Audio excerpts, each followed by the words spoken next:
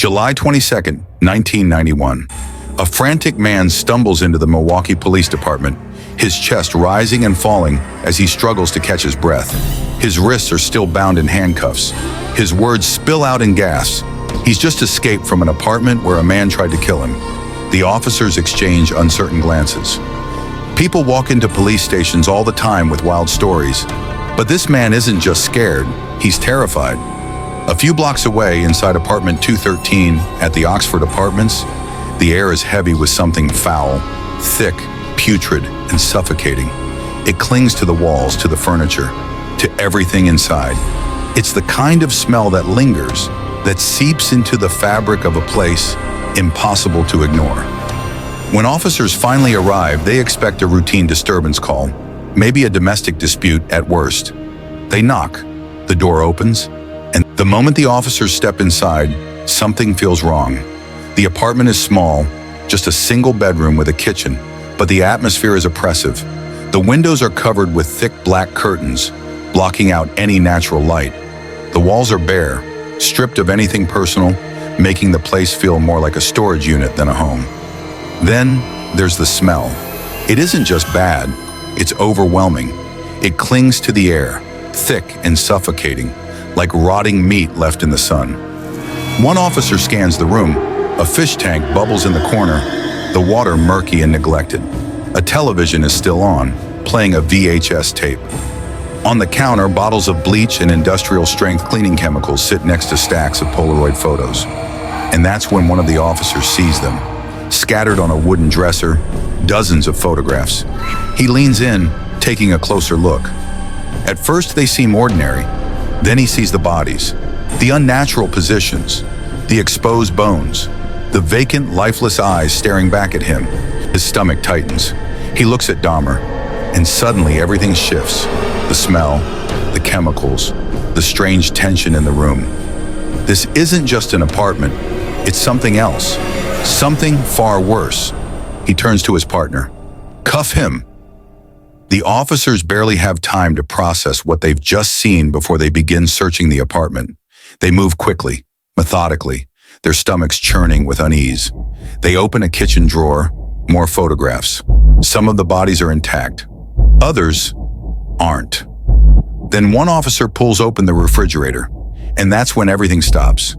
Inside, neatly stacked among cans of soda and condiments, is a human head, cold, preserved, staring back at them. One officer stumbles back, his breath caught in his throat. Another moves toward a blue 57-gallon drum in the corner of the room.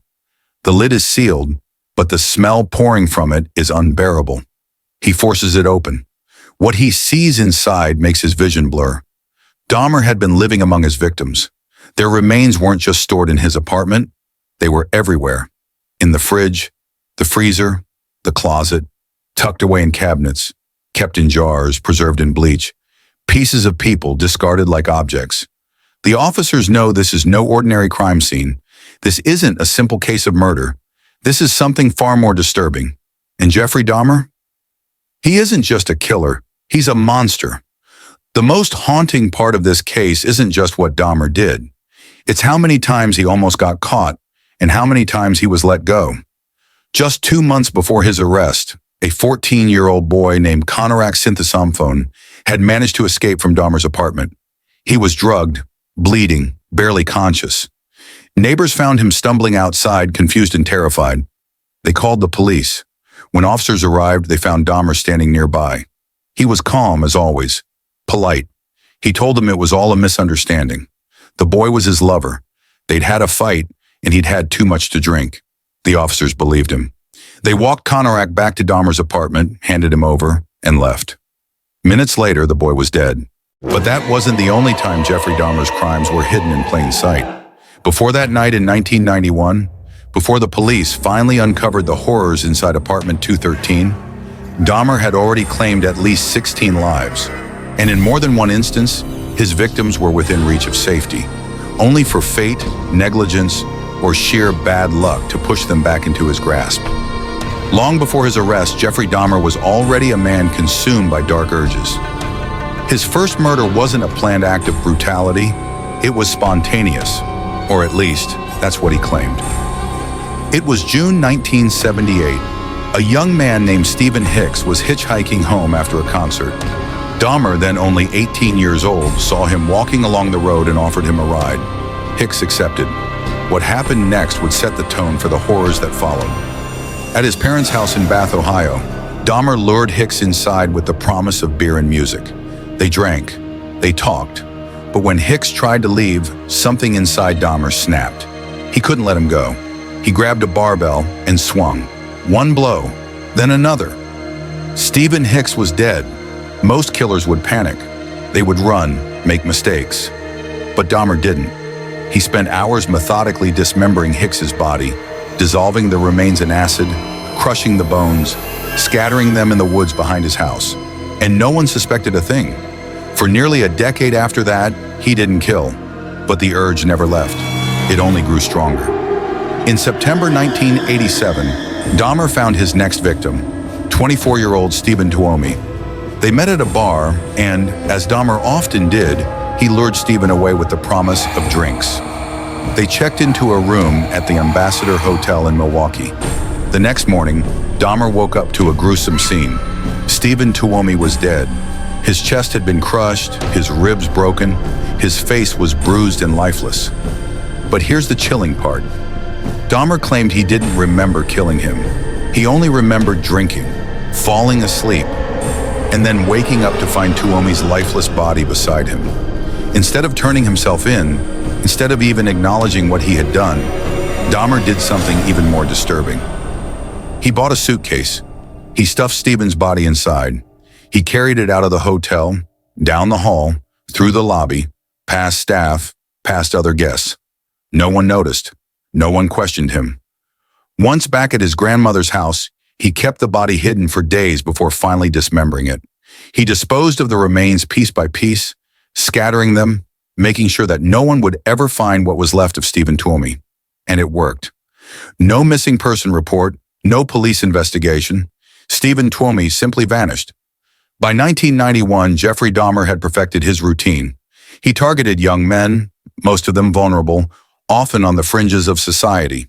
Had they searched the apartment, had they looked just a little closer, they would have found the remains of another victim lying in Dahmer's bedroom. But they didn't, and because of that, more lives were lost. What makes a person like Jeffrey Dahmer?